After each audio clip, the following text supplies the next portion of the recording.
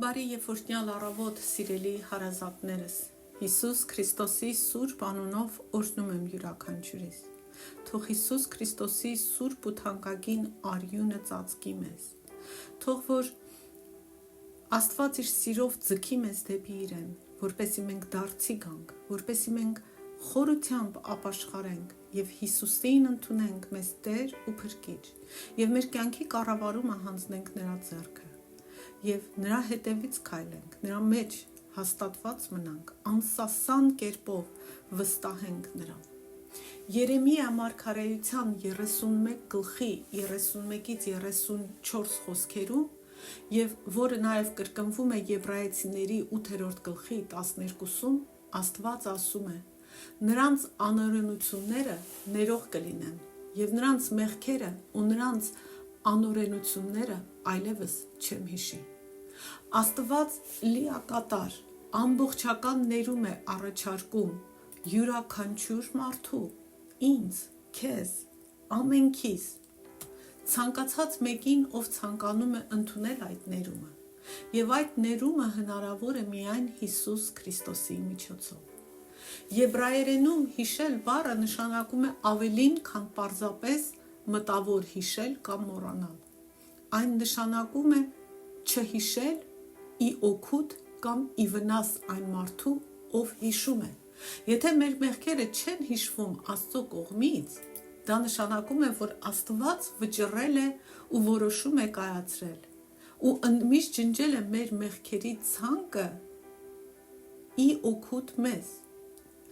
Ոչ թե Աստված մոռացել է, այլ Աստված ընտրել է դրանք մեր դեմ այլևս չօգտագործել, չհիշել դրանք։ Եվ սա ի օգուտ մեզ է ու ի վնաս Աստծուն։ Ինչու ի վնաս Աստծուն, որտեղ մեր մեղքերի ներումը հնարավոր է միայն Հիսուս Քրիստոսի արյունը մեզ համար թափելով, քանի որ Հիսուսը իր կյանքը զոհաբերեց մեզ համար։ Հայր Աստված, Հիսուսի անունով աղոթում եմ, որ Սուրբ Հոգով գործես յուրաքանչյուրիս կյանքում, ընտանիքիս բոլոր անդամների կյանքում, արյունակցական գծիս ամեն կենդանի գտնվող մարդու կյանքում, լսողների ու նրանց ընտանիքների կյանքում, որ այս մեծ նվերը, շնորհը, ներումը, որ դու մեզ տալիս ես Հիսուս Քրիստոսով, ընդունենք խոնարհությամբ, ընդունենք ուրախությամբ ու ցնծությամբ, ընդունենք երախտագիտությամբ եւ Հիսուսին մեզ Տեր ու Փրկիչ կարգենք ու մեր բոլոր մեղքերը հին, առկա ու ապագա դու ջնջես քո գրքից ու մեր անունները գրես կյանքի գրքում։ Տեր օգնի ու առաջնորդի ամեն մեկի ճիշտ ու ժամանակին ընտրություն կատարելու։ Հիսուսի անունով աղոթեցի։ Ամեն։ Հիմա վերադառնում ենք Ելք գրքին, անցում ենք կատարում 14-րդ գլխին։ Խոսելու ենք այս մի քանի օրը կարմիր ծովով իսրայելցիների անցնելու մասին։ Անցում կարմիր ծովով։ Կարդանք հատվածը եւ մեկնաբանենք։ Եվ այսօր մենք Աստծո խոսքը փոքրիկ հատվածներով ենք ընթերցելու ու մեկնաբանելու, որպեսզի հասցնենք։ Եվ առաջինը խոսելու ենք այն մասին, որ Աստված փարավոնին դուրս է բերում Իսրայելի դեմ եւ փարավոնի զորքերը հետապնդում են Իսրայելի ժողովրդին։ Տերը խոսեց Մովսեսի հետ ասելով. ասա Իսրայելի որդիներին, որ ետ դառնան եւ բնակություն հաստատեն Փիայրոթի առջև, Մագդողի ու ծովի միջև, Բեղ-Սեփոնի դիմաց։ Դրա դիմաց ծովի մոտ բնակություն կհաստատեք։ Փարավոնը Իսրայելի որդիների մասին կասի, թե մոլորվել են այս երկրում, անապատը շրջապակել է նրանց։ Կկարծրացնեմ փարավոնի սիրտը, եւ նա կհետապնդի նրանց։ Ես կփարավորվեմ փարավոնի ու նրա ամբողջ զորքի վրա, եւ եգիպտացիները կիմանան, որ ես եմ Տերը, եւ նրանք այդպես էլ արեցին։ Սուրբ Հոգի Աստված, խնդրում եմ առաջնորդի այս մեկնությունը եւ օգնի պատրաստի մարդկանց սրտերը, որ բաց սրտով ու մտքով ընդունեն քո խոսքը, Տեր ջան, եւ քո խոսքը քանդի կարծրատիպերը, սուտը ամեն մեկիս մտքում ու սրտում, եւ քո խոսքը պտուղ բերի ամենքի կյանքում, փրկության պտուղ, ապաշխարության պտուղ, դարձի պտուղ, խոնարհության պտուղ, հնազանդության պտուղ,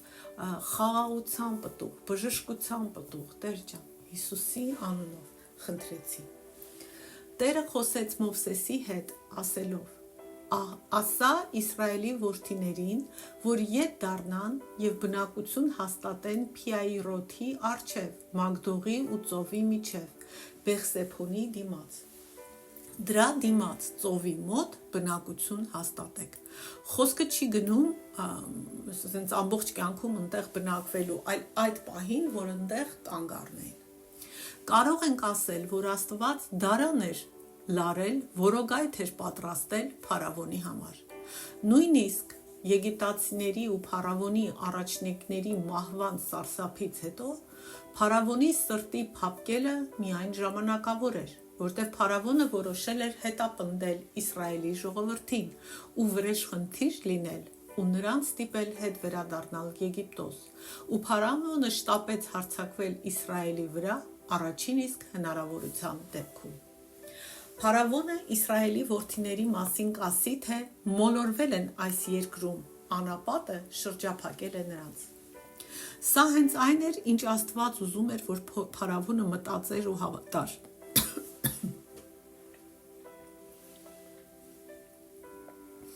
Աստված Մովսեսին ասում է. Իսրայելի ժողովրդին առաջնորդի այնպիսի ձևով, որ կողքից նայողին թվա, թե նրանք չգիտեն ինչ են անում, ու անկապ էստեղից այնտեղ են թափառում, որ թվա, թե մոլորվել են, որ ելք չունեն, ճանապարհ չունեն։ Կկարծրացնեմ փարավոնի սիրտը, եւ նա կհետապնդի նրանց։ Ես կփարավորվեմ փարավոնի ու նրա ամբողջ զորքի վրա, եւ եգիպտացիները կիմանան, որ ես եմ Տերը, եւ նրանք այդպես էլ արեցին։ Նախ հիշենք, որ Աստված որևէ մեկի սիրտը չի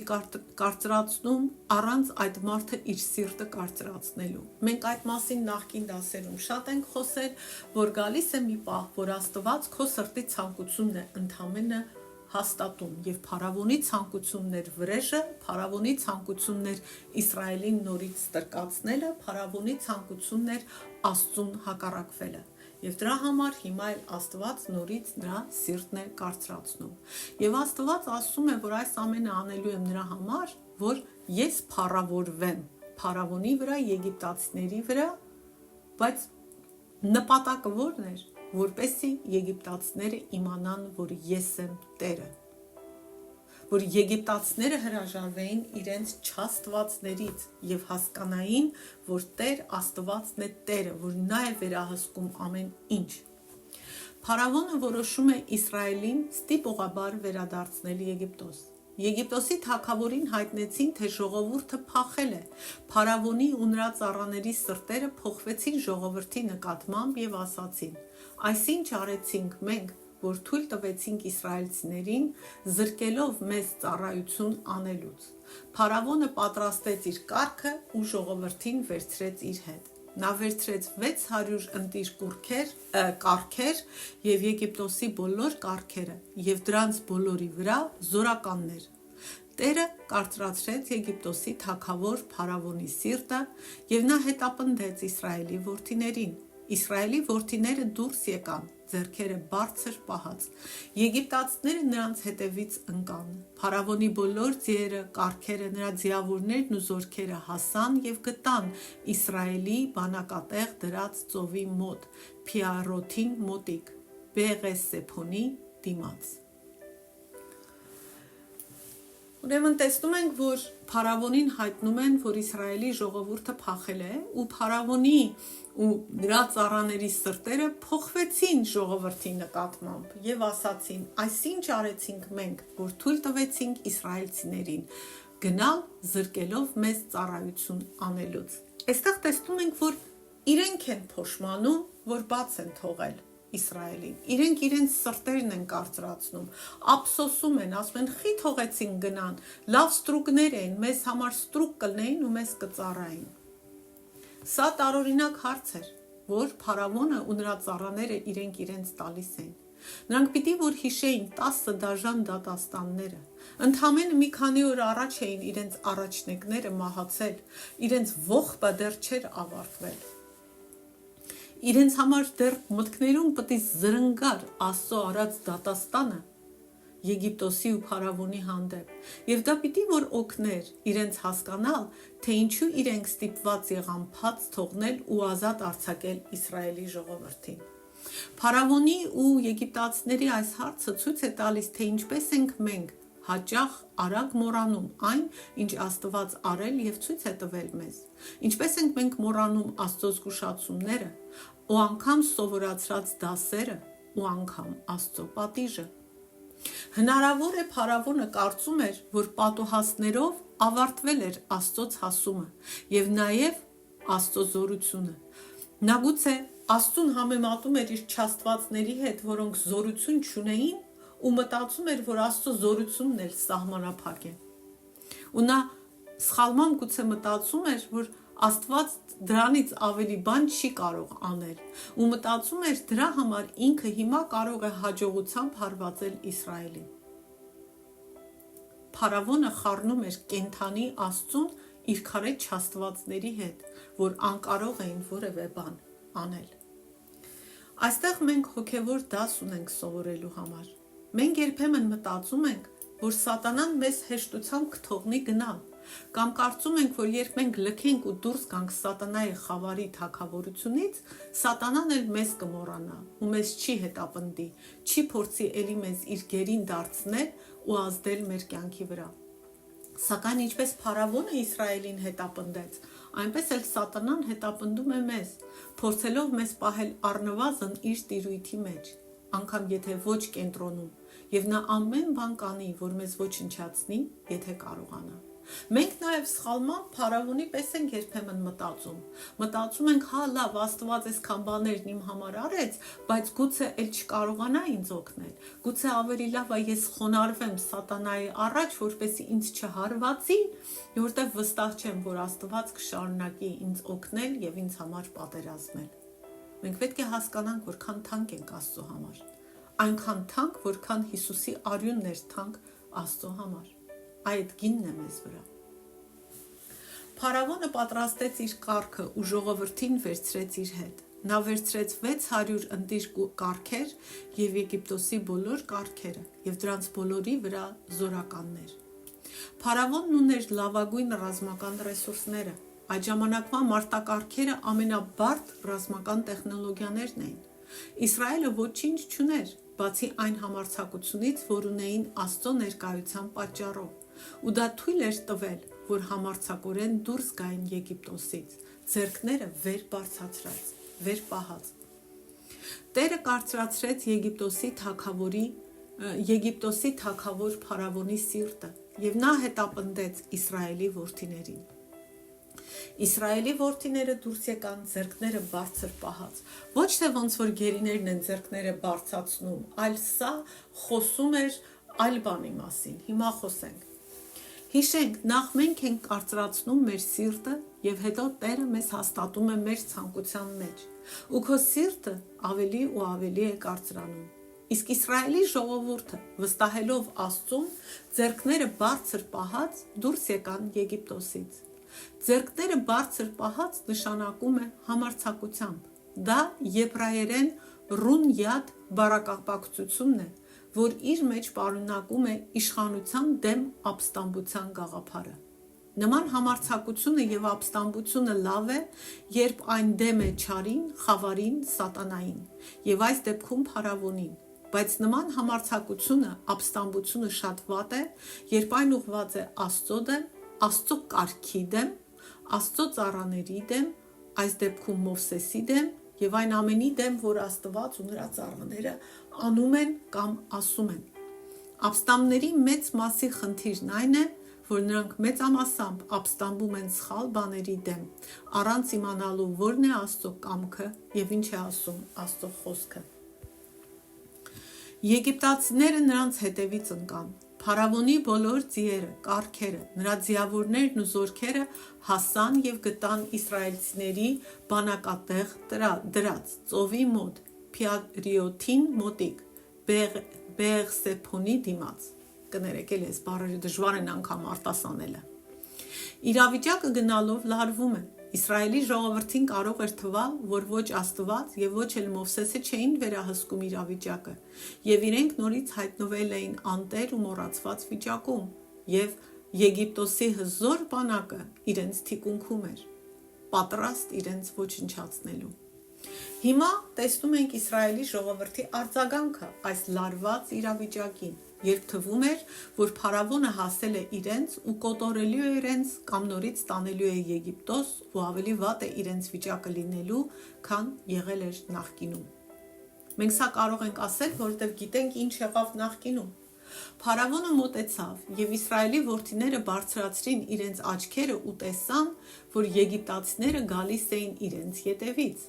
Իսրայելի որդիները շատ վախեցան եւ աղաղակեցին Տիրոջը։ Եվ ասացին Մովսեսին.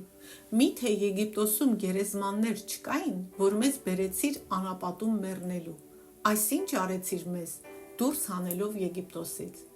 Սա այն խոսքը չէ, որ ասում են քեզ Եգիպտոսում, թե թույլ տուր մեզ, որ ծառայենք եգիպտացիներին, որտև մեզ համար ավելի լավ է ծառայել եգիպտացիներին, քան թե մեռնել անապատում»։ Փարավոնը մոտեցավ, եւ Իսրայելի որդիները բարձրացրին իրենց աչքերը ու տեսան, որ եգիպտացիները գալիս էին իրենց ետևից։ Տրամաբանական էր, որ Իսրայելի ժողովուրդը վախեցավ։ Նրանք իրենց հետևում տեսնում էին փարավոնի հսկայական ու մինչև ատամները զինված բանակը, իսկ իրենց առջևում անանցանելի կարմիր ծովներ։ Թվում էր, թե իրենք փախուստի ոչ մի հնարավորություն չունեին։ Նրանք կարող էին մտածել, որ Աստված իրականում իրենց էր պատժում ու իրենց բերել ու գցել էր այս թակարդի մեջ։ Մարդկային աչքերով ու մարդկային հասկացողությամբ հաստատ երևում էր, որ փախուստի ոչ մի ճանապարհ չկար։ Միակ ելքը ըստ իրենց այն էր, որ հետ գնային այն ճանապարհով, որ եկել էին, բայց այդ ճանապարհի վրա հիմա եգիպտական բանակն էր կանգնած։ Մարդկային առումով եգիպտացիները հեշտությամբ կհաղթեին անզեն, հոգնած, վախեցած իսրայելցիներին, որոնք չէին կարող որևէ դիմադրություն ցույց տալ Եգիպտոսի հեծելազորին եւ մարտական կառքերին։ Իսրայելի համար ընտրության երկու ճանապարհ չկար։ Կամ պետք է ընտրեին մահը կամ ստրկությունը, կամ վստահել Աստծուն, չնայած վախերին, ու պիտի անցնեին անանցանելի թվացող ծովի միջով։ Նրանք այլևս չէին կարող թափառել։ Եկել էր որոշման պահը, ընտրություն պիտի կայացնեին։ Ամեն մարդու համար այս նույն ընտրությունը կա։ Երկու ճանապարհ, այլ ընտրանք չկա, կա երկու ճանապարհ, կամ Աստված, կամ Սատանա, կամ դժոխք, կամ դրախտ, մահ թե կյանք, օրհնություն թե անեծք։ Ամեն մարդ կանգնում է այդ ընտրության առաջ։ Միայն թե Աստծո շնորհով թող այնպես լինի, որ ճիշտ ընտրություն եւ ճիշտ ժամանակին կատարեք, որպեսզի ուշ չլինի որևէ մեկի համար։ Իսրայելի որդիները շատ վախեցան եւ աղաղակեցին Տիրոջը։ Իսրայելը ճիշտ բան արեց։ Երբ մենք հայտնվում ենք վտանգավոր վայրերում, որտեղից հեշտ փախուստ չկա, մենք պետք է Աստծուն աղաղակենք, որտեղ Աստված մեր ապաստանն ու զորությունն է, մեր անմիջական օգնականը դժվարության մեջ։ Կարդանք Սաղմոս 46-ի 1-2 խոսքերը։ Աստված ապավեն եւ զորություն է մեզ համար։ Նա արագահաս օգնական է եղել նեղությունների մեջ։ Դրա համար էլ չենք վախենա, թեկուզ եւ երկիրը ցնցվի եւ լեռները գցվեն ծովի մեջտեղը։ Ուրեմն, երբ մտածում ենք մեր հանգամանքների մասին, մեր խուճապը, մեր վախը զարմանալի չի, բայց այդ ամենի մեջ մենք պետք է նայենք Աստծուն, վստահենք Աստծո հավատարմությանն ու զորությանը ու թույլ տանք, որ նա մեզ առաջնորդի ու համագործակցենք Աստծո հետ, անելով այն ամենը, որ նա է ասում։ Այլապես վախն ու խուճապը մեզ կպարալիզացնեն եւ կդրթեն մեզ գնալ սխալ ճանապարհով, սխալ ընտրություն կատարել, ու մենք նորից կլինենք խավարի գերին։ Եվ ասացին Մովսեսին. «Միթե Եգիպտոսում գերեզմաններ չկային, որ մեզ բերեցիր անապատում մեռնելու։ Այս ինչ արեցիր մեզ, դուրս հանելով Եգիպտոսից։ Այս նեղ պահին իսրայելցիները դեռ իրենց թույլ են տալիս Մովսեսին ծաղրել, թե Եգիպտոսում գերեզման չկար, որ մեզ տեղ հասցրիր։ Նրանց վախը եւ նրանց աղաղակը Տիրոջը իմաստալից էր, սակայն Մովսեսին ուղղված նրանց խոսքերը ցույց էին տալիս հավատի բացակայություն կամ շատ քիչ հավատ եւ Աստծո նկատմամբ վստահության կորուստ։ Ոչ մի բանական միտք չէր կարող իրականում մտածել, որ Մովսեսը այս ամենը ծրագրել էր Իսրայելի ժողովրդին անապատում մահվան տանելու համար։ Այդ վախն էր նրանց մեջ խոսում։ Վախը դրդում էր իրենց մեղադրել իրենց առաջնորդին, մեղադրել Աստծո ընտրյալին, դավաճան անվանել նրան։ Չնայած բառերով չեն ասում, բայց խոսքի իմաստը դա էր։ Մովսեսը ոչինչ չէր ասել կամ չէր արել, որ կհաստատեր նման մեղադրանքը, բայց Իսրայելի զավակները այդպես էին մտածում, որովհետև վախը տիրել էր իրենց մտքին, իրենց հասկացողությանը, իրենց զգացմունքներին։ Սա այն խոսքը չէ, որ ասում էին քեզ Եգիպտոսում, թե թույլ տուր մեզ, որ ծառայենք եգիպտացիներին, որովհետև մեզ համար ավելի լավ է ծառայել եգիպտացիներին, քան թե մեռնել անապատում։ Դեռ մի շաբաթ չէր էլ անցել այն պահից, որ Իսրայելը դուրս էր եկել Եգիպտոսից, եւ դրանք արդեն աղավաղել էին անցյալի իրենց հիշողությունը ու սկսել էին մտածել, որ Եգիպտոսում իրենց համար ավելի լավ էր, քան իրանց վիճակը այդ պահին։ Այդ պահին իրենք ազատ էին, Աստծո հետ էին, Աստծո պաշտպանությունն ու ներկայությունը իրենց հետ էր, բայց շուրջ բոլորը վտանգ կար, իսկ Եգիպտոսում իրենք արդեն առյուծի բերանում էին։ Ահա ինչ է անում մեզ հետ վախերը։ Այսքան է այսօր, վաղը կշարունակենք այս թեման։ Աստված օրհնի եւ պահպանի։ Ամեն։